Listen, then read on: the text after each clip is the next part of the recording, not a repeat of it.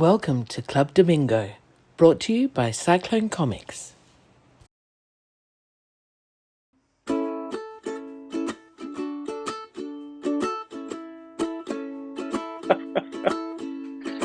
Yeah, let's get this over with. Let's get this over with. I've got more important things to do on a Tuesday. Okay, what's today? Tuesday, 2nd of December. Time check, 10:40. What's the plan? You don't have anything to talk about, do you? No, I've got nothing today. No plan. Okay, No well, plan. far be it from me to be a content hog. I've got a few things to talk about. I think it's great. Yeah, okay. Be the hog. Be the hog. Some housekeeping first off. What shall we do first? Last show we were talking about, are there any people that do superhero comics in Australia these days? And I got and we completely forgot about Stuart Black. Darren Close got in touch with me direct and went, tap, tap, tap. Hey, if you're going to list anyone doing superhero comics today, these days, Stuart Black has just, produced over 30 comics over the last X amount of years. And he's so what prolific. A machine. So he does the Four Horsemen superhero comic, which is kind of like a distant relative to the Southern Squadron in tone. Superheroics with a lot of sense of humour around it. Yeah, great, fantastic. So, it'd be remiss of us to flail around like I am trying to think of superhero artists and characters without remembering Stuart Black. So shout out to Stuart. Thanks, Darren, for reminding us. And if we're ever completely remiss in whatever we're rabbiting on about here, feel free to drop us a line and get in touch and correct us or add to the knowledge base, and we'll try and report it here as a bit of an update. Absolutely. We don't consider ourselves to be the be all and end all as far as facts and fact checking is concerned, or homework or research. Homework's for losers, man. You're behind the shelter shed, smoking, man. That's right. Having a ciggy. Having a bumper. Did you have bumpers at your school where people would go around and call the last bit of the ciggy or the last bit of a finger bun that you might have, or a last bite of a pie? So we had people in our class that were experts at doing the bumper game, where they'd come to school with no money, no lunch, no recess or anything, and they just go around and raid everyone by going bumper, bumper, bumper. And it's sort of like an unwritten law that if you don't your bumper, you're the lowest life form in the world, and you're going to get razzed out by the rest of the gang. So experts, if you had like a lovely tea cake or something for recess, and you had a hamburger or something like that, you get these people just going bumpers, bumpers, bumpers, and getting the last bites of everyone's recess and lunch. Wow. And they'd be full as by the end of the time period. There's a lesson in life there, I reckon. That sounds good to me. Yeah. I've never heard of that before. I was about to say that must be a De La Salle Brothers thing. Some other city in the country. I'm going, no, hang on, you went to school in Sydney. Yeah. So, maybe it was just our class. Yeah. Hey, maybe we were just screwed over by these bumper fiends, and we could have just knocked it all on the head and had that extra lovingly last bite of our pie and sausage roll. Oh, I know. That's the bit you save. You make sure it's just the exact right size. And you can't be too stingy either with your bumpers. They judge. So you got to have leave a healthy mouthful for them to finish off. And if you don't leave enough, again, judged very harshly with the cohort. Wow. Is that like calling shotgun? Like when you say it, it has to happen. If you point to someone and say bumper, you have to have the last bite of whatever it is that they're eating. Yeah. I don't know where that comes from, but that was a big thing in our school. Yeah. Love it. No, never heard of it. I'm glad I didn't know about it. Everybody would be eating the last bite of everybody else's meal. And you can't bumper someone who's bumpered.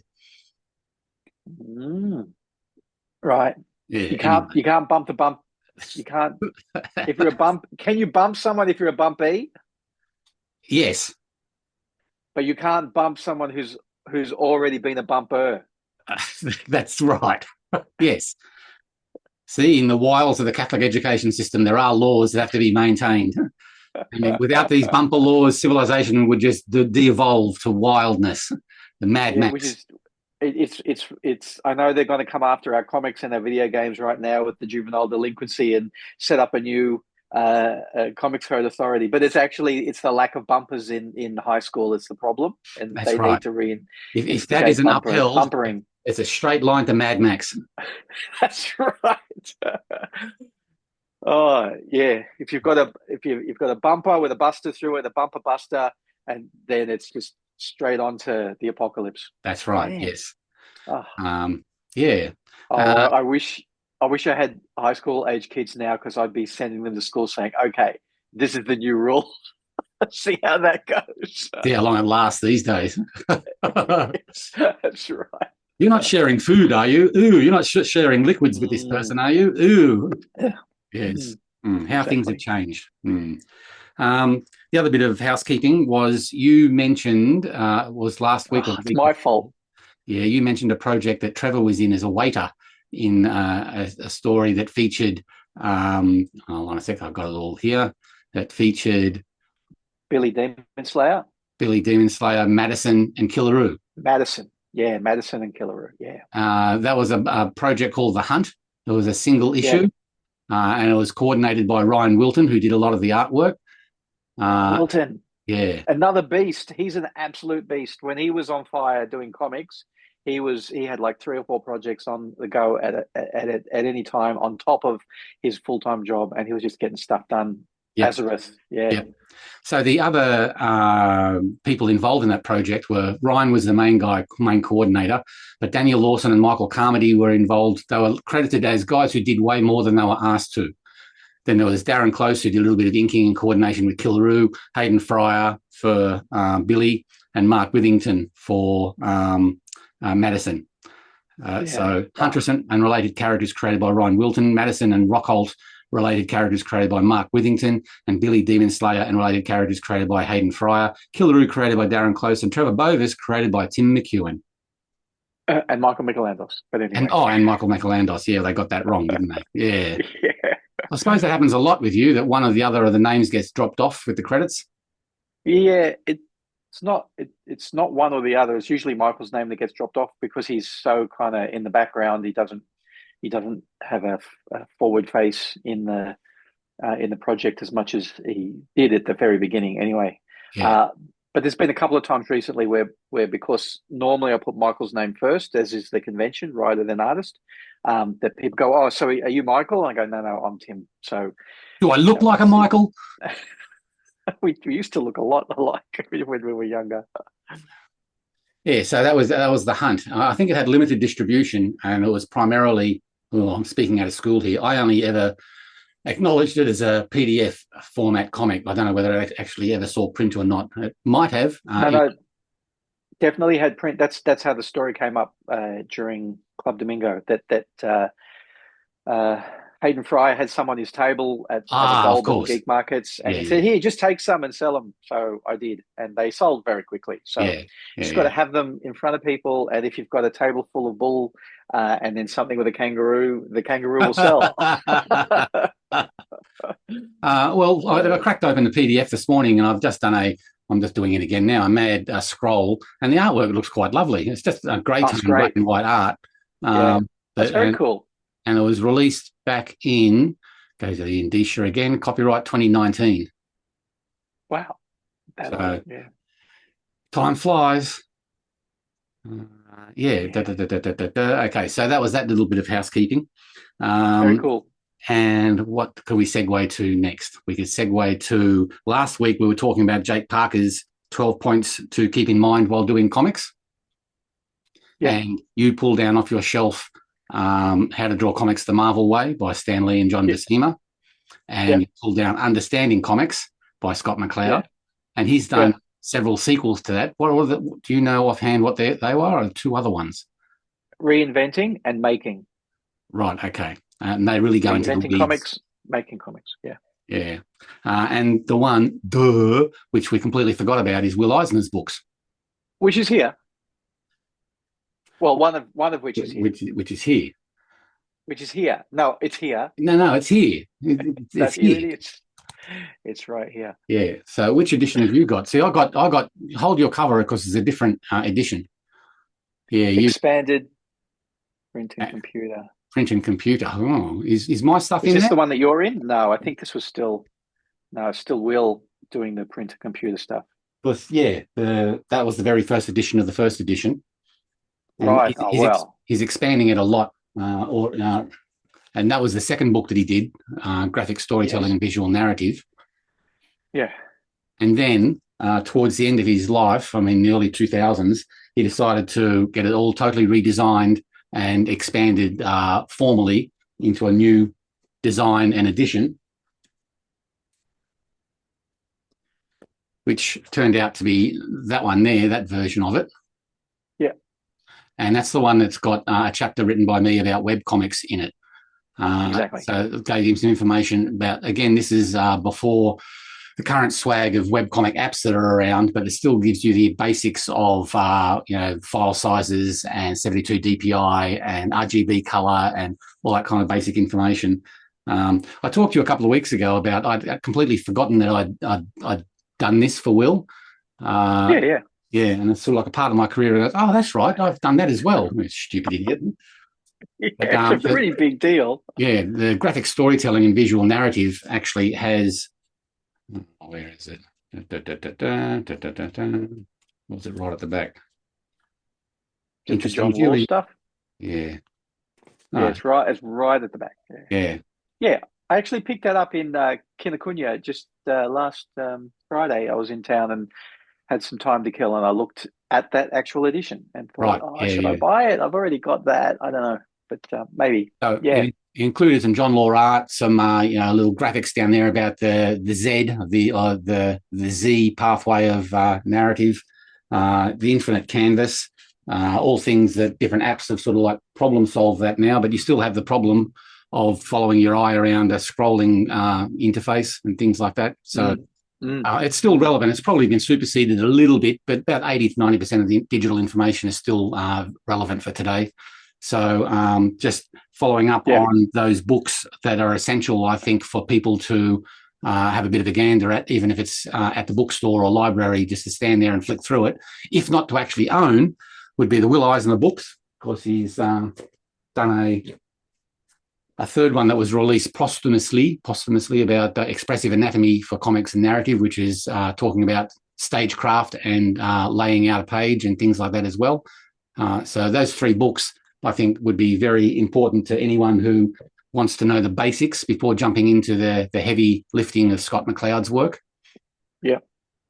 I'd say Will Eisner first, then the Stan Lee, John Buscema book for basic superhero approaches to artwork, then Scott McCloud as far as the deeper weeds and meaning behind the symbolism of iconography and representation on the page and things like that, how our eye processes images on the page. So it starts going into the real technical detail on things. And the other one that I'd throw in once you get past all of those beginner hurdles is The Art of Comic Book Inking by Gary Martin. Gary inked the Olympians for me back in the day, and he's got the reputation as one of the primary artists in the American comic book industry. And he produced a textbook about inking and all the different ways that you approach that. And you got 2 copies. No, I've got the old version when it was 2 volumes. Ah, right, okay. So that was so successful that he had brought out a second volume as well. Can you flick through while we're talking just to have a look at what's inside? Because I actually don't have it seen, but hey, I don't figure that I need it. But it came out as a single volume now, but plenty of like pencils and how you hold your brush and hatching and cross hatching and feathering and all of that stuff. Anyone who's serious about inking, like, this is absolutely an important book to get and to study. That's wonderful stuff. Quite a few bits and pieces out of this I scanned for a uni course that I was teaching for a while. I still use this page with the heads on it. I still show that in class. It's got it's a really interesting book. Have you been visiting while you're still flicking through? Are you friends with him on Facebook or anything like that? No. It's hard to see that, but in the back there's a blue line for you to ink over as well. And the really interesting thing, the thing that really sold me on it, was that they've got several sets of pages that have been inked by three or four people each, and to different levels, like whether or not it's just a layout, and then you have to make all of the shading decisions yourself, or whether it's so good. the shading was already there. Inks by Brian Boland. What's that list? Flip back one more page. One page after the other. Yeah, that was so that's a Nexus page. Nexus being the character, penciled by what's his name? The guy who did Steve Rude? Nexus, Steve Rude. Yeah, so a Steve Rude penciled page, which is what the blue line is as well in the back, and that's inked by Terry Austin, Gary Martin, Tom Palmer, Steve Rude, P. Craig Russell, and Scott Williams. Wow. Yeah, that's a hell of a lineup there, and then they each write a bit of an essay about what their approach was. Makes it worthwhile just for those pages. Yeah, oh, absolutely. And from memory, they also say, I did this on vellum on a light table because I don't like inking on a blue line or whatever, and this caused its own problems and blah, blah, blah. So lots of really interesting insight. So there's a page there. I forget who the artist is. Is that Steve Rude again? It is Steve Rude again. Yeah. And that one's inked by Brian Boland, Rudy Nebrez. Is that how you pronounce it? Nebrez. Right, yeah. Kevin Nolan, Jerry Ordway, Steve Rude, Mark Schultz, Dave Stevens. Wow. Jesus. Yeah. And the thing with this one specifically was that, and I used to show this one a lot in class, is that there's no spotted blacks whatsoever, right? It's all just light pencils. And then to see everybody's decision on where to put heavier shadows to decide how to push elements forward and backwards, and I'm gonna have to buy a copy of this book. Oh, it's really good. It's a really good book. And then is there only two in this book, or is there a third one? I think there's only the two in this book. And then they did in the second volume, which is in the one volume now. There's a little bit of extra stuff in here. Actually, I can't believe that wasn't in the first volume. That's really important stuff that I show in lectures as well. That stuff about the ocean and about how to do rocks and wood and trees, really interesting stuff there. But so some more interesting stuff. And then most of this one is those kind of comparisons. Right. Which I think is really educational. So yeah, they're great. And you get them as a single volume now. Yeah. Well, I reckon it's an essential purchase, and I'm going to have to dig into my pocket and get an edition. What's that one? You don't need anatomy books. You don't need anatomy books, do you? Me? Yeah. No, not really. No, I still need them every so often. I'm trying to capture something specific. I just fake it. I try as hard as I can. I look very much to Jones in that regard and go, Kelly Jones could just get away with so much because he's got so much confidence on the page that he's just putting the idea of muscles down rather than actual muscles, and I love it. I love it to death. Yeah. And the reality of Batman is. Yeah, that's right. Those huge Batman ears. I find this useful every so often when I actually want to get a bit of a map of real muscles.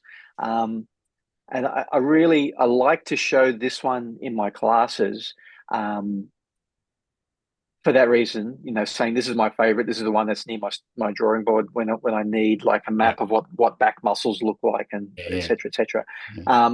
But it is so overpowering that if you were studying anatomy like properly, this would be so overpowering. I feel like probably the way that I draw knuckles on fingers and hands probably comes directly from this. Trevor's knuckles might be coming directly from this. So maybe Dr. Frankenstein had that book because it's so detailed. How to make a man. Yeah, exactly. It's a proper anatomy book as well. Like it lists all of the anatomical bits and pieces. And, but it's very different to Bridgman's constructive anatomy. Is that what it's called? Slightly different to that. This one is much more kind of illustrative, and it's got that really over rendered rendering, like that overwrought rendering. to really make things look like they're round. Yeah. But I can remember watching. I don't think I ever read. This is by Bern Hogarth, by the way, everybody, who's a comic book artist And was famous for his run on Tarzan. Yeah, and I don't think I ever read the Tarzan comic strip as a kid, but I remember seeing the Tarzan cartoon show that was based on the designs of the comic strip, and you could see in here, like in that, all of the stuff from in here, they really like went directly to Hogarth's style, and that's what really attracted me to that cartoon back in the day, 70s, I guess. Yeah. Have you seen Bern Hogarth's Tarzan graphic novel adapting the first book? I've seen it. I don't have it, but I have seen it. Yeah, right. And he did Jungle Tales of Tarzan, I think, as well. He did 2 Tarzan graphic novels. Yeah, and he ends up. I mean, that cover looks really fluid and wonderful, but he tends to be a bit stiff for me, and a lot of those like comic page drawings feel very much like mannequin drawings. Right. Yeah, that's how I get out of bed. That's my stretching in the morning. That front cover. That's exactly how I look. Yeah. That's how I look good when it's 10:25, and I go, oh, have I got to talk to Gary again? Oh no. Yeah, right. Okay. With that guy. Anyway, so yeah. Is there any other books that we're forgetting to mention? What else have you got in your how-to section? Well, I actually borrowed this in the full-size edition back in the day. So this is only small, right? But it comes in an edition that's about this big. So when I was actually at college, I borrowed it and studied it, and actually could tell you what all of the anatomical pieces are. But this is very much a, anatomy layered over bones and whatnot. It's not often I really go to that one. I know this is a bit of a weird one. It's not really about comics. It's really just how to draw. But Ben Caldwell, who is currently and has been, it feels like for the last 10 years, been drawing a comic book based on the Robin character from Frank Miller's Dark Knight Returns. Cassie. Yeah, based on Cassie. So he's doing a Cassie graphic novel for DC, and he's just been working on it forever. But he's done other comics as well, and he's done a lot of animation and character design for animation. So, is he Australian or is he just an American? No, he's American. Just American. He's just an American. Yeah, he's just an American, just another American. Yeah. He did the designs for like the Legion of Superheroes cartoon show and stuff like that. But for a really good, fun beginner's book, action cartooning is really cool. It's very idiosyncratic to his way of drawing. Yeah. Especially at the time. He's evolved since this, actually. I remember buying this going, this is so cool. But his work now is so much better. Wow. It gets better and better. Yeah. But this is a really good, again, it's aimed at kids, obviously, but there's so much stuff in here for students of any age, who, especially if you want to get into like this kind of level of cartoon illustration and drawing. It sort of covers ground that drawing comics the Marvel way does as well, dynamic poses and choosing which one to draw and things like that. Yeah. Bit more stylized though. Yeah. So he did that, and that was so successful that he did another one called that's another copy I've got of it, called Fantasy Cartooning. Right. Okay. No wonder he's not getting the graphic novel finished. He's doing all these other books. No, these are really old now. Oh, right. Okay. This one did I buy it water damaged, or I damaged it myself? I think I damaged it myself. A couple of, like, one of those inking books I damaged in my bag, taking it to school, to college to teach. I had my water leaked all over everything. Oh, yeah. So that's what you tell people. Water damaged, unfortunately, but yes. That's what happened. Okay.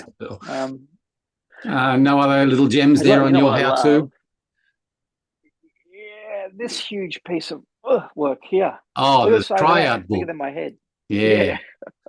Yeah, I had that for many years. I started doing a page once, and I just wasn't having fun. So, it's I wonder if you can still buy copies of that sort of unblemished, like as new. You can buy it off me. It's unblemished as new. Not quite as new. It's getting a bit old and tattered, but unblemished. Yeah. What it does do, though, is give you a second. I was going to say they did a second one of these in the 90s, and it was nowhere near as fun to look at, unfortunately. Right.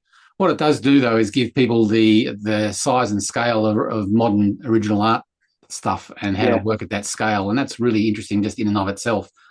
Yeah, and it. I think for a lot of people, I'm trying to think how smart I was at the time, like how educated I was at the time, rather. Really gives an insight into how franchise comics were made, at least at that point. Because it starts off with like a fully finished few pages of comics, and then it says, well, before you get to that, it's all going to be colored. So here are the pages. Do your color guides like you would for the printer. Yeah.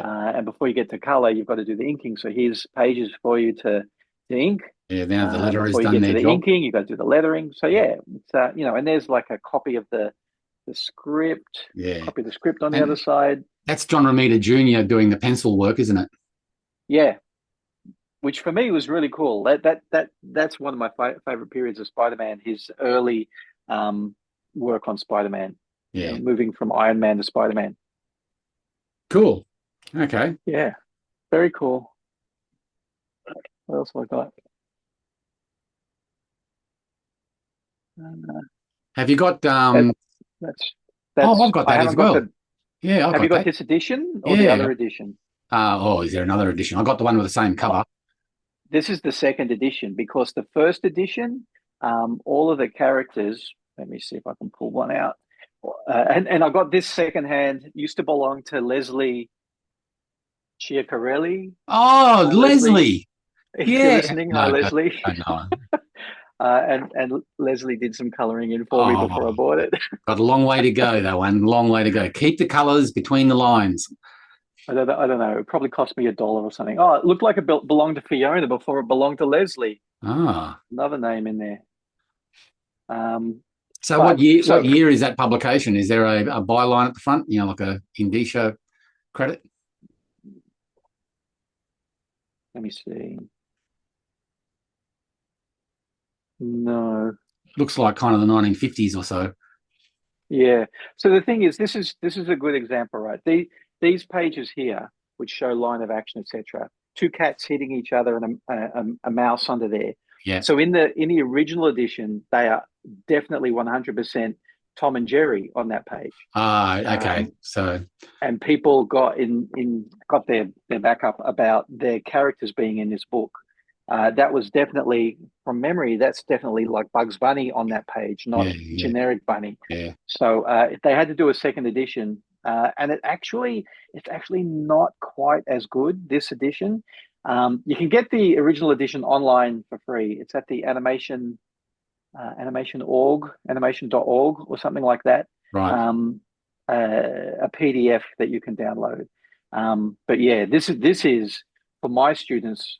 I show it to them all the time. If you're doing animation, this is still a gold standard for learning how to do it. Like there's a page here just on hands. Yep. Yep.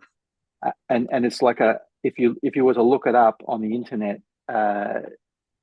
person after person after person redraws that page again and again and again. Yeah. Because it's just if you can't do that page perfectly, then you're not doing that kind of cartoon hand. Right. Correctly. Yeah, I definitely have a copy of that.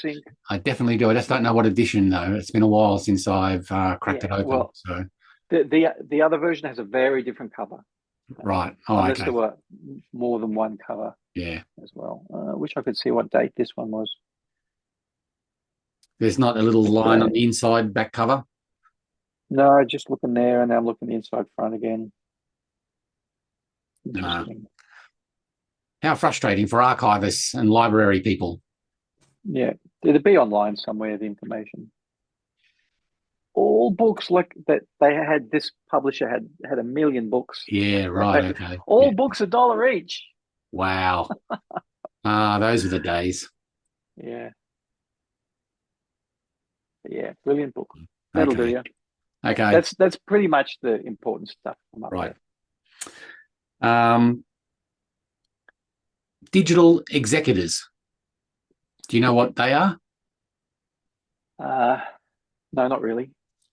I got a Facebook feed, a Substack feed, little boost this morning from someone, a friend of mine from my an old workmate from Mona, who's gone off and become an archivist, library archivist, and has been skilled and trained up in archiving and library work and skills.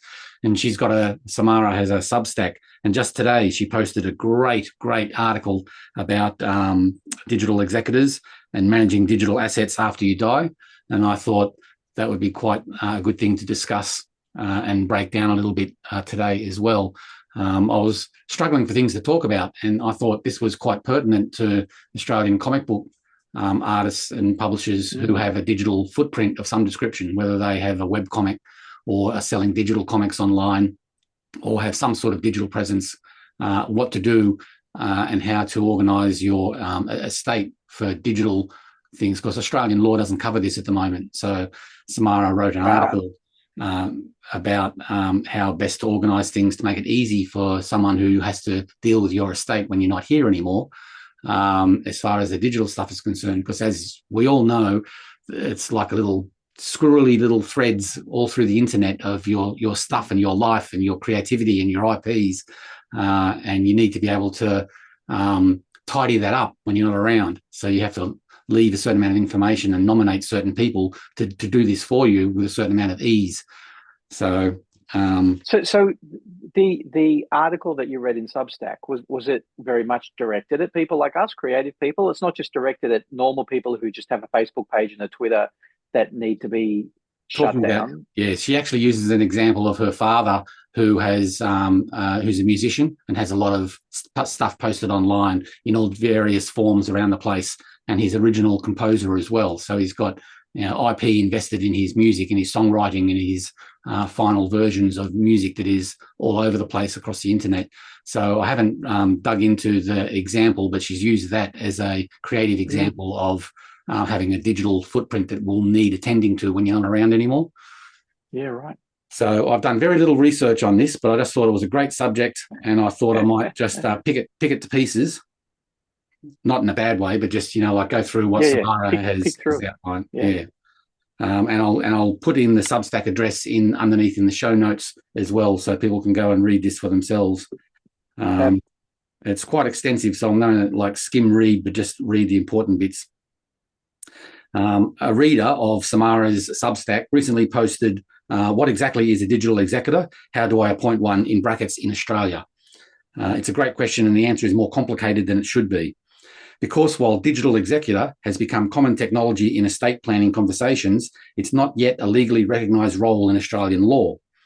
This creates a gap between what we need, someone specifically empowered to manage our digital assets after death, and what the law currently provides, traditional executor roles that weren't designed for the digital age at all.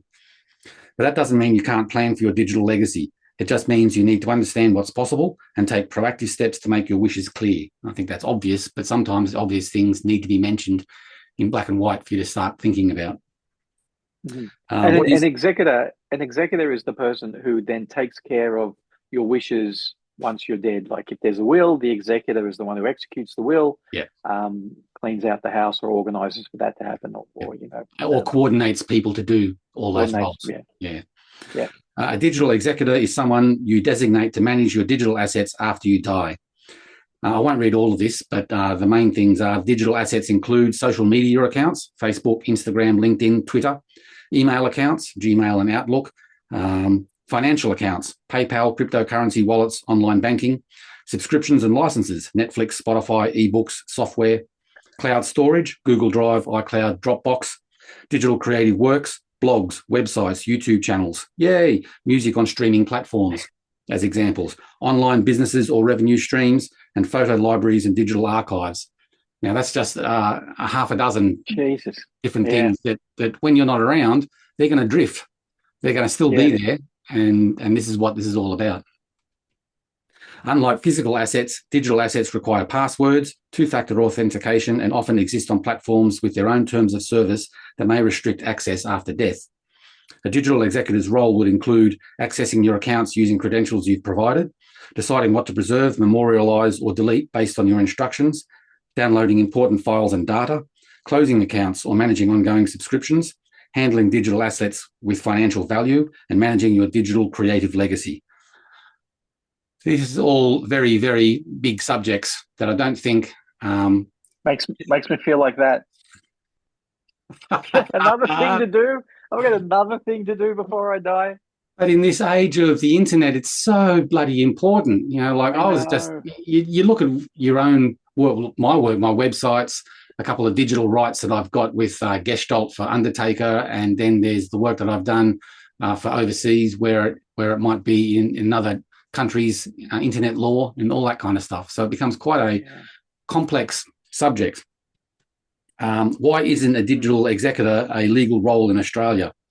And the short answer is our estate planning laws were written before the digital age.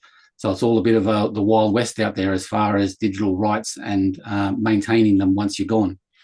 Yeah. In most Australian jurisdictions, there is currently no specific legislation governing digital assets in estate planning. The Australian Law Reform Commission has recommended clearer guidelines and legislative reform is anticipated, but it hasn't happened yet.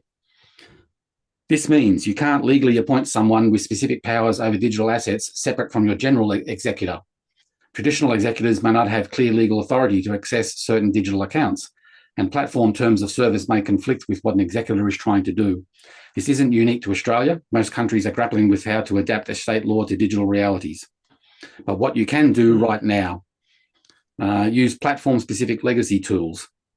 Some platforms have built-in legacy planning features like Google Inactive Account Manager, Facebook Legacy Contact, and Apple Legacy Contact. So they're the obvious first points of call is to nominate someone now and let those people know and see if they're cool with helping you out in this manner. I think that's the important thing to take away. And we've discussed this before about legacy is talking with your family or talking with a friend that you trust that you make an agreement with that are they willing to handle all this for you when you're gone. Of course, it can get messy, I suppose, but to be able to clarify and understand what those roles are pretty bloody important when you're not around to defend yourself. Yeah. Wow. So I'm skipping a little bit. The headline here is Create a Digital Legacy Document. This is separate from your will and contains detailed inventory of your digital assets, access credentials stored securely, specific instructions for each category of digital assets, explanation of what matters and why, and your organizational system. Now, that last point is very, very important. For you, it'll be okay because you'll have everything organized in such a anal way that someone can just log in and you go, oh, that's where everything is for Tim. Oh, that's where, oh, yeah, that. Me, not so Maybe. much. Probably not. Yeah. It's like I've got a password manager on my phone, and every so often, every so often I'll scroll through it and I'll go, oh my God, I've got a password for this website. Like I'm sure that doesn't exist anymore. And to all of these things that you've put your fingerprints on at some point. Yeah. And kiddies, It's so important to think about. Don't be scared about doing it. But even if you're 25 or younger, it's all got to be like nailed down now before the internet sort of takes it from you. You know, like be on guard. I found I was going through like old. What was it? It was like was it a laptop or something, or one of my old Macs that was being decommissioned, and I just grabbed a whole bunch of stuff that was just on the desktop, which is probably mostly the kids' stuff, right? And put it into one folder and then backed it up. And so that folder surfaced, I don't know, a year or two ago. I'm going through it. I'm going, oh my God, there's a link here to one of Annabelle's old websites. So it wasn't Tumblr. It was pre-Tumblr. It was one of those sites where you're just uploading all these crazy GIFs all the time of yourself. Like you take a photo of yourself and it's like so low res. That's how old it was. She was like, so this would be probably 15 years ago, the website, 15 or 20 years ago. And all these terrible GIFs with sparkles going on. And I said to Annabelle, look, this is all still here online, under the pseudonym you had at the time. Yep. That's what we're talking about. Yeah. So anyway, another point of discussion is designate someone informally. So we can't do it formally because there's no laws that really cover it. But you can tell a trusted tech-savvy person that you want them to manage your digital assets. Document this in your digital legacy document and provide them with access information. While this isn't a formal legal appointment, it gives them clear direction about your wishes and the practical tools to act on them. Consult with estate planning professionals. That's fairly self-evident. Before you do anything, just know which ground you're stomping around on. And then she goes into a personal example of my father's music legacy. My father has recorded and released music on major streaming platforms, Spotify, Apple Music, etc. This is his creative legacy and even potentially a source of ongoing royalty income.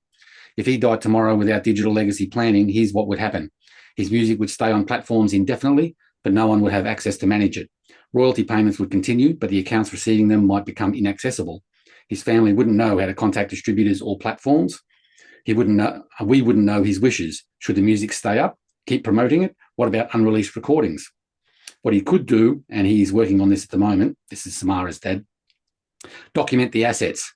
List all platforms where music is available. Identify the distributor, TuneCore, DistroKid, CD Baby, and account details. Note any direct platform relationships, inventory, unreleased recordings, and their locations. Then point 2, clarify ownership and revenue. Document copyright ownership. Identify where royalty payments go. Note any licensing agreements. Specify how revenue should be handled after death. Point 3, provide access information. Distributor login credentials stored securely. Platform account information. Email addresses associated with music accounts. Two-factor authentication backup codes. Location of master recordings and project files. Now, of course, this is to do with music, but it's so easily adaptable to comic art and online digital comics and resources. So just replace music with comics, and it's so relevant. Point 4, express wishes. Should music remain available on all platforms? Who has authority to make decisions about the music catalogue? What should happen to unreleased material? Who should receive royalties and any licensing restrictions or permissions? And point 5, consider ongoing management. Unlike a bank account that closes after death, a music catalogue is an ongoing creative asset. It needs someone who will maintain distributor relationships, manage platform presence, make decisions about licensing opportunities, preserve master recordings properly. This is exactly the kind of specialised digital asset that needs someone with specific authority and knowledge to manage it as a creative legacy. And then the major heading here is security considerations, the password problem, which is what you alluded to. You need to provide access credentials for your digital executor while keeping them secure during your lifetime. What not to do. Don't write passwords in easily accessible places. Don't email passwords without encryption. Don't share access unnecessarily. What to do with a password manager. Services like i1Password, Bitwarden, or LastPass allow you to store all passwords securely. Designate an emergency contact who can request access. Set up sharing that activates after a waiting period. Or store passwords and account access information in physical formats, physical safe or safety deposit box, sealed envelope with a trusted person, encrypted digital file with access instructions. Check with your financial institutions. Some banks have policies about password storage and estate planning. Consult with them about secure methods that won't affect your account protections.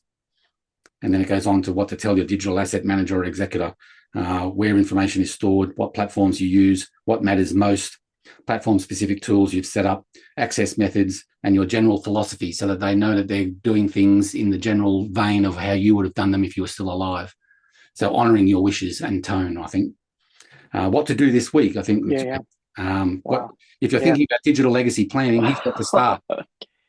Point 1, make a list. What are your significant digital assets? Include financial accounts, creative work, social media, email, and cloud storage. 2, identify someone who would be capable of managing these, someone tech savvy you trust completely.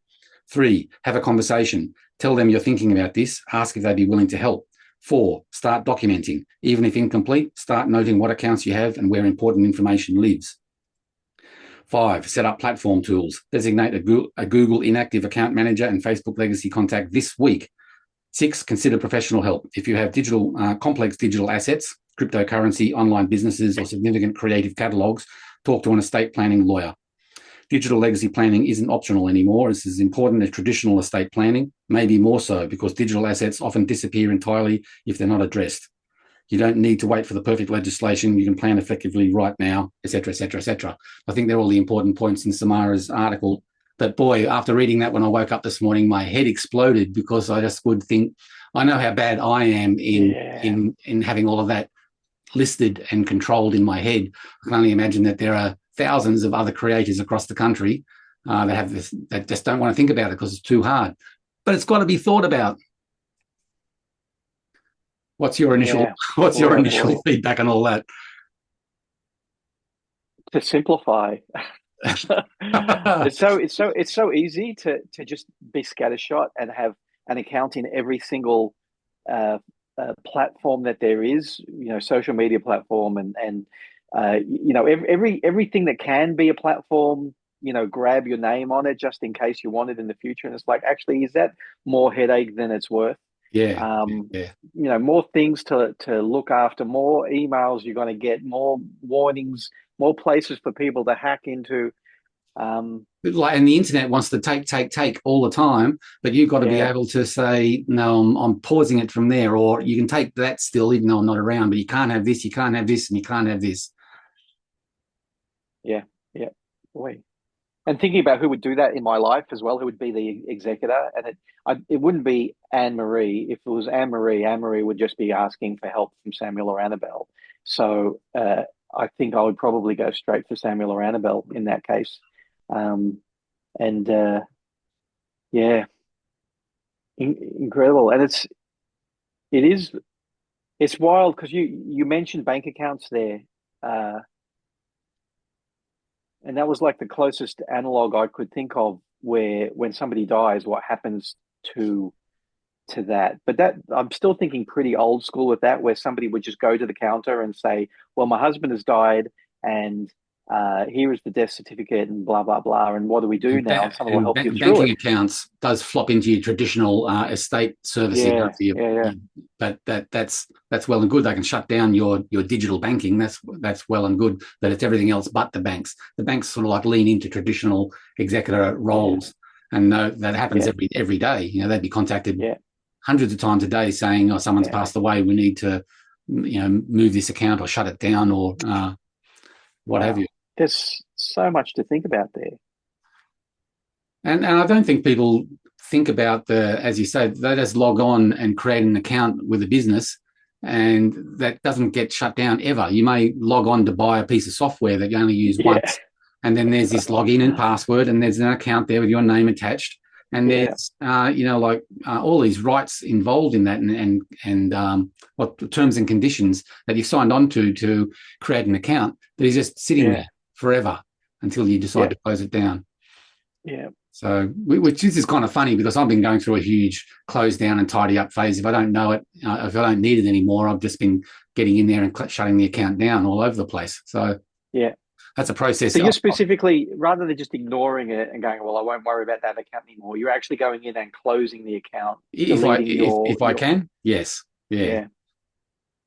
Well, have you got examples of what digital accounts you've been doing that with? Lots of software accounts where over the years, as a professional graphic designer, I've downloaded different effects and Photoshop filters, and that's just a small little bit of iceberg. But all those kind of accounts, I've got a book full of passwords and login details, and that sort of is a guide to what is this person, and you sort of go to their website and it's it was that little add-on for that software, and WordPress thing that I bought from the outside, but I had to log in and create an account. God, shut that one down, So, and that happens not just dozens of times. I would say I'd have easily over 100 of those little mini logins left, right, and centre that could spell trouble down the track. You never know. Absolutely. All it takes is one of those online businesses from 1998 to be sold and out by a larger corporation who has an overarching set of terms and conditions, and all of a sudden your membership is under a new term of agreement, and so you have no control of that. So you have to be mindful of logging out while you can, or when you don't need them anymore, or being aware of what's going on with that parent business. Yeah. Wow. You have a look on your face like, holy shit. I just don't want to do it. I've had on my list of things to do for years, literally for years, to go through my my list of logins and change all the passwords so that, because, I keep on getting warnings, this password's been used in a leak, blah, blah, blah, you should change it. And I just go, well, I haven't got time right now. And that's modern life. And yeah, I'd like to just refresh the whole lot. And there'd probably be a good chance at that point to go, well, I don't know why, but the one that keeps on coming to mind is Stan Lee had a website at some point. I forget what it was called, not Stan Lee's World, but it was something Media like that. Or something like that. Yeah, that's it. Yeah, Stan and Lee I had an Media. account. I had an account for that. I'm going, well, I don't need that one anymore. So just get rid of it. But the thing is, sometimes they make it hard for you to find the point at which it says delete my data. And there are, like, I had a Fitbit for a little while, and I only recently decided to get rid of the data. And Fitbit was sold to Google, so now it's under the Google umbrella. And it's like, honestly, I had to go through 15 different departments to get to the point where I could say delete my Fitbit data, and then it says, okay, we will. But we're going to hold on to it for, was it 7 days or 30 days or something, just in case you change your mind. Yeah. Okay. Yeah. So in the back of my mind, I've got for the next 30 days. Is it still there? Have they got rid of it yet? Well, and you can't trust them to auto delete. No, exactly. So yeah, as if we don't have enough to do. Yeah. And this is why I say simplify. Like, really, if I don't need an account, there was that whole thing with, like, I'm on Blue Sky and what's the one that starts with C? Another one, but there was the one with the elephant as the logo that started up as well, and I never quite got onto it. I'm not on Threads. Kara was the one that starts with. Oh, right, yeah. I really should get on that one and that one and that one, and I'm glad I didn't bother with them, because it's like, not just because I don't want to be posting on them, which I don't. I don't want, when it's time to do a post, to have to go to 12 different social media accounts. Exactly. It's also like, I think I need to just simplify. So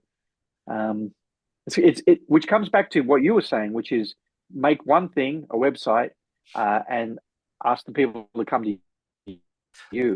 That can get complicated enough. So you've got your hosting, you've got your domain names, you've got your software that you install, whether it's WordPress or whether you do it raw. All these things to make your website tick. You have to register to maybe half a dozen things for it to work properly. And that's just staying close to home. Then you start to branch out into a retail shop like Own an Indie, where you log in and password to operate a retail store that 9 times out of 10 you really should have on your own site. But if you don't want to have the bother of setting that up, you outreach to things, and it starts to expand like octopus tentacles. Each login and password has 8 other tendrils that go off into other areas, and just becomes unmanageable. Yeah. It's like when I first started using the Square, the Square for the conventions.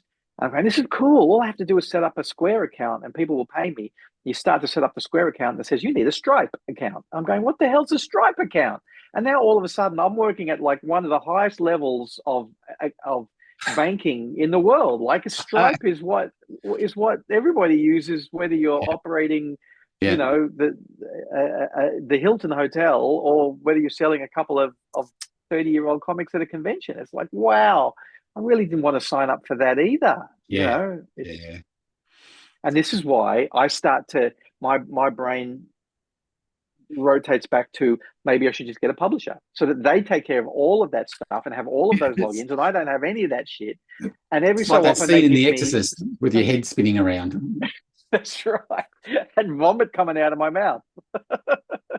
Pea soup vomit. There he is.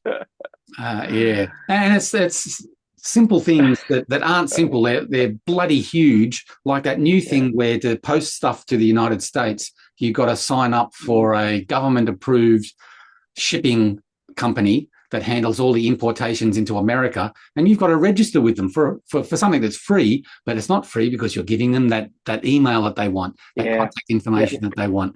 Exactly. Can't wait for that to be illegal. Like, they're chatting about it now in Australia with the couple of really huge data leaks that happened recently, where you sit there and you go, they're leaking all of my data from, I don't know where, let's just say JB Hi-Fi or whatever. And you roll up a JB Hi-Fi and they want your phone number, your email address, your date of birth, your driver's license. Like, they don't, but whatever it is, you go to places that ask for all this stuff. And my mum's a good one. She just rolls up and she goes, "You don't need it. I'm not giving it to you. We're not doing this. I'm not giving you all of this information. All you're going to do is keep it, and then it'll be leaked, and you never needed it in the first place." Yep, that's right. So yeah, the idea that there'll be a law to say you only take the data that you actually require for the transaction in front of you, nothing more than that. Yep. And I know it's probably sounding like you and I are old men barking at the clouds, not being able to handle the new life of technology and what the reality is. But even for which is part of it. Yeah, but if that's the lay of the land, you have to be aware. You have to go in with your eyes open of, do I really need to log in and register for this? Yeah. How much do I really need it? Because it does build up. And if you don't control it and maintain it, it can become out of control. Yeah. So anyway, kiddies. Exactly. Yeah. Don't mean to be a downer, a Debbie Downer, but that just came through this morning, and it was like a light bulb moment of, this is exactly what I've been thinking about as well. So thanks, Samara. And her Substack, I'll just do a verbal, and then I'll type it out underneath the show notes. Digital Afterlife. Her actual Substack is yourdigitalafterlife.substack.com. Wow. So this is what she talks about all the time. Yeah. I haven't gone to any other posts, but this one in particular, if there's any, it'll be too depressing and anxiety driving. No, it's all to good. Read anymore. It's all good. It's affirming your life, and you're taking control, and you're making sure that when you're not around anymore, your family and friends don't have to deal with all of your old shit. Are you the tech person in your house? Does Belle say, "Oh, you've got to help me set up this"? No, Belle can do things totally herself, but sometimes it takes the both of us to sort of work through a problem. So we both come from backgrounds where we're not stupid people, but boy, sometimes people present some problems that are inconceivable. Yeah, true. Yeah, whenever we've got like new technology going on in the house, or if there's a problem with the internet or whatever, Anne-Marie says, "I don't know what I'd be doing if you weren't here. Like, how do people who don't know how all this works, how do they survive?" It's like, and it's only going to get worse or harder. They log on to techsupport.com and well, that's what I've been saying. I mean, Geeks to You is like the beginning of this, but it's going to be that every block, like every block of units or every block of houses will have to have a person whose job it is to look after everybody's technology, like a doctor. You make an appointment. Like every suburb's got several doctors in it. We make an appointment to see a doctor. We make an appointment to see the tech doctor, and to do house calls or bring your laptop or whatever, because it's supposed to get simpler, but it's obviously not. That's why I'm not a big, I'm not trying to sell Apple, but almost everything that I operate with Apple seems to just work, which was their big tagline for quite a while. It just works. Moving from my old Mac to the one I've got now, it was pretty seamless. Like almost everything just worked immediately. Even the Wacom tablet, which is usually the biggest headache, just started working. And it's this is, but they don't care to make it that, the tech people that they anyway, boy, oh boy, what a subject. And what an old man screaming at cloud subject to have. It's something that you turn and you tell your 25-year-old, be careful what you're using, and they look at you as if to say, you're barking at clouds again. I know what I'm doing, but they log in and I can only imagine the amount of logins to do. I don't game, I don't play computer games, have no history of that. I can only imagine how many logins and passwords and. It's one of the reasons why, all the way back when we had the Oz Comics forums and the Comics Australia forums and the Pulp Action forums. Pulp was that what it was called? Pulp Fiction? Yeah. Pulp Fiction forums. When we had forums, my name was just Tim McEwen. Pulp Faction. Yeah, Pulp Faction. My name was just Tim McEwen on everything, because I'm I'm not setting up a pseudonym, let alone a pseudonym for every single place I'm at, and just keep it simple. My name is Tim. How are you? Yeah. I mean, just the other day, I re-logged into Netflix to be able to watch Frankenstein. And so I had to sign up from scratch again. They didn't remember me. So I was like, oh, you've been away for so long now that it's a new install. So I had to go from scratch, like I hadn't been an old customer of Netflix at all. And then I saw Frankenstein. I've been watching it. I've got a month. I paid for a month. And I thought, oh, well, I'll get in and I'll cancel that before the month is out, so I don't forget about it, and it just keeps on seeping, money out of my account. Trying to get out of there, as you alluded to earlier, is like, we'll keep your account a little bit open, and if, in case you change your mind, here's some great movies coming up, and do you really want to cancel? And it's like about a 3-step. I just want to cancel. I just want to cancel. I just cancelled I don't know, 2 or 3 streaming services the other day because we got too many and it cost too much money. Yeah. And my big thing was, but what if I go back? I want them to have my history there. Like in 6 months, I'll probably pick Stan back up again, right? Because they'll have something on there that I want to watch. What you need is a streaming executor. Yeah, exactly. Oh my God, which one was it? Was it Binge or Stan? Which I tried to cancel, but it's under the umbrella of Hubble, which has KO and I don't know what else underneath it. And it's like, oh my God. Is Hubble supposed to be making my life simpler? Because it's made it way harder to Yeah. what the hell I'm doing. Oh my God. This was one of the things I really didn't want Club Damingo to be, which is me whinging to the kiddies at home about shit. Not the idea. No, but it's empowering. I'm going to talk about my T-shirt. Oh, okay. Spy versus Spy. Oh, yeah. The lawsuit that's going to happen on that one. Yeah. That's true. So I'm wearing my Spy versus Spy T-shirt. 80s band who are still rocking. It's a 3-piece. One of them has passed away, and one of them, or 2 of them, have both got a Spy versus Spy band each. So it's like, which Spy versus one's Spy? Black Spy, one's White Spy. That's right, exactly. Yeah. Because tell the kiddies what Spy versus Spy is based on if they don't know already. So I'm talking about the Australian band, which for a while was called V Spy. They got like 5 different names because of the legal problems. They called their band Spy versus Spy after the Mad Comics strip Spy versus Spy. And they got in trouble for that, especially when they started to get a little bit international. So I think at that point they called it V Spy. That's exactly what happened. Yeah, right.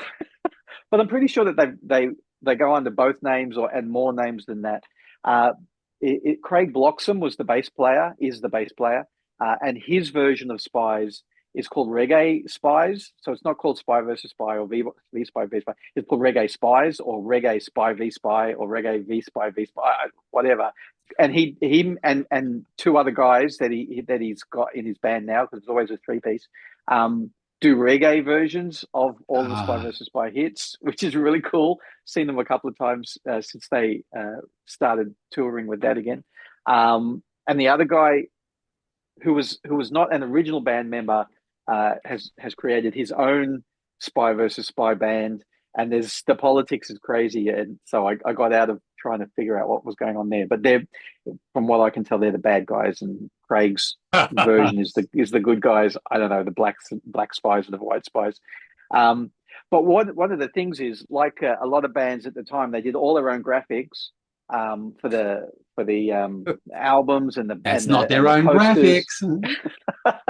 But they were one of them was definitely an artist, a graphic designer or a graphic artist, or because the album Harry's Reasons has got a beautiful woodcut or lino cut rather cover on it. And but yeah, for a long time their spy that they were working with was Mr. Walker, Kit Walker, the alternate identity of the Phantom, and they were ripping off the Cy Barry Phantom illustrations. Old Jungle saying, "Look after your IP."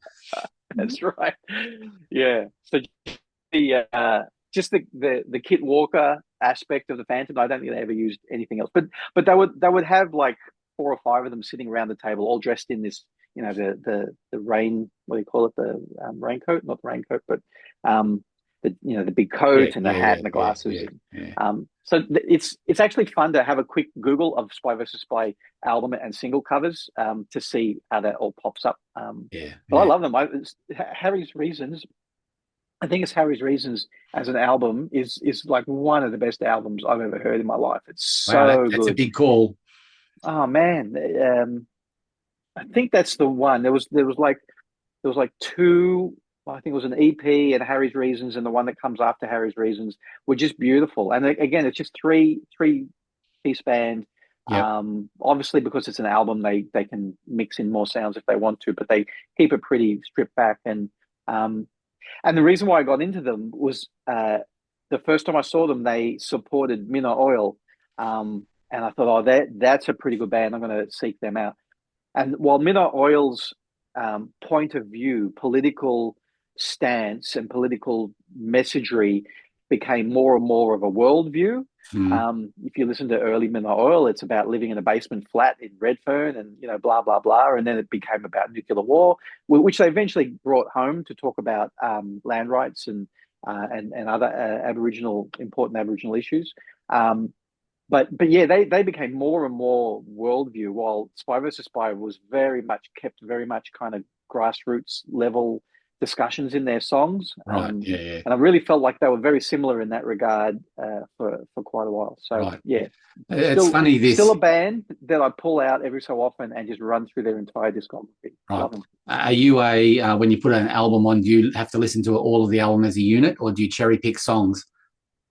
You've got to listen to the whole album as a unit, and you've got to listen to it at least twice. Otherwise, you're not actually getting the full, really understanding it. Back when albums were albums, and the idea of the turning over of the album was part of the decision making of where songs went. And absolutely, that's the correct answer. The correct answer is no cherry picking songs. No, if you choose to put on the album, you will listen to the whole album.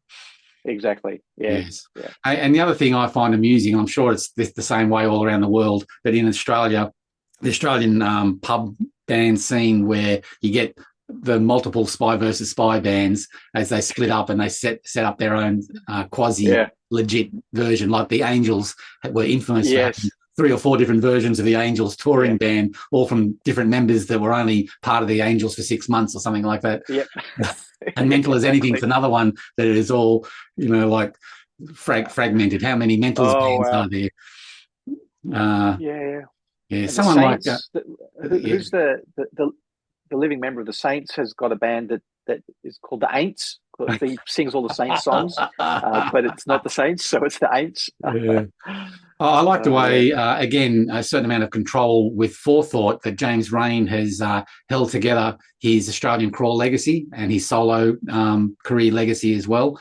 And there isn't really much of a alternate Australian crawl band happening out there. Sure, a couple of them have died and things like that, but James Raine has really maintained that solo career thing, where he's the legit legacy of Australian crawl moving forward if you want to see them live. Right. How did he manage that? Do you know? Like, is it just pure force of will? I think so. Yeah, I don't think it was planned, but just he's always on the road. He's always on the road. He's always promoting very loudly.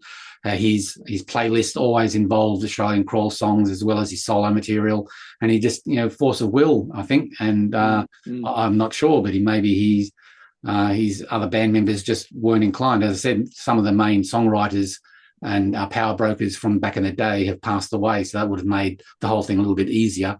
But he's a good example of maintaining legacy and control. Because it'd be so frustrating as a fan of a band to go to a pub venue and then looking around for an original band member that you know of, and there's no one in the band. Exactly. The bass player used to play with the All-Nighters for 6 months, so It's so frustrating. Yeah. Anyway. So they've become a cover band of themselves. Like the lead singer from Spandau Ballet is doing another tour in Australia. Right.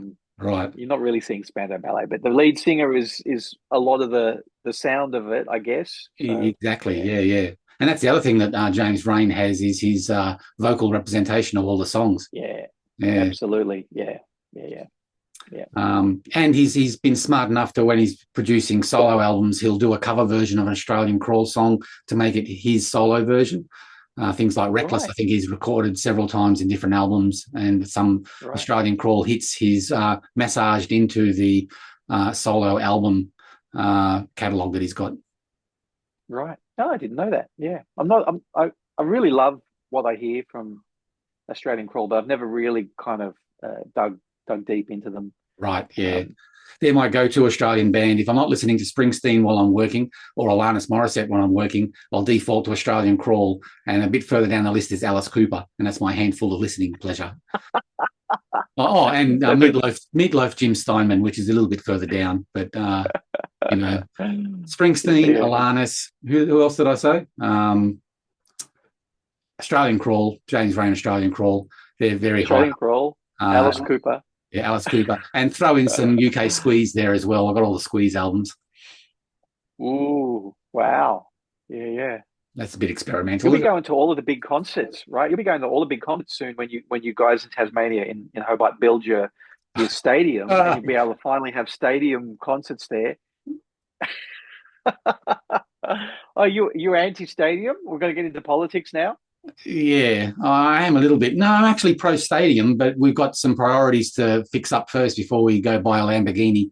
There was that's always the way to look at it, I reckon. Yeah, and this state is already operating on a maxed out credit card, so I can't see the justification on the short term for starting the process of building a stadium when we've got 3 or 4 other major things that need assistance and solving before we get to having the treat.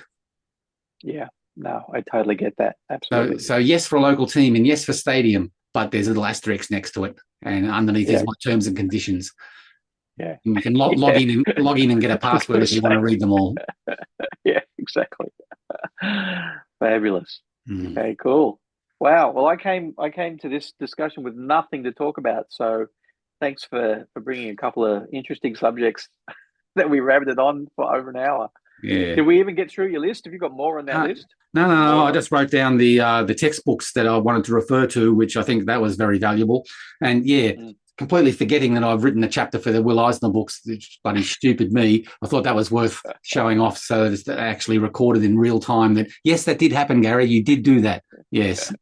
One book that we... Go ahead, sorry. I was going to say, when you were here the other week, I actually showed you some checks from Will that I hadn't cashed yet. I think one of them was probably for the work done on the graphic narrative. Beautiful. Yeah, absolutely. I was going to say one of the books which I don't have and you don't have, but which we have in the library where I teach, is called Framed Ink, FRAMED INK, Framed Ink. And it's very much kind of directed to filmic composition, but it's all about composition. But they do, the guy who wrote and drew it is a comic book artist as well. And it's, especially if you're going to be a storyboard artist or a concept artist and you need composition information, it's the best book out there for composition for storytelling is basically what it is. Okay. Composition, usually in the 16:9 ratio, but composition for storytelling, so good. It's incredible. It's so good that there was a second volume, Framed Ink 2, I guess, but also so good, and his drawing is so great that he released a book on perspective, how to draw in perspective, and it's called Framed Perspective. And I think there were 2 volumes of that as well. Maybe only one, but I think there was 2. So that is, really a lot of what we just showed is pretty old school, and this is a more modern book, and it's everything's drawn. Every composition there is drawn. It's a really good book. And the other thing I kept on forgetting to say when we were talking about superheroes as well is, do you think Bodine's Nightside and the Rock, or did we mention that last week? Don't you think they're like Australian superheroes? Yes. Bodine America's. Yeah.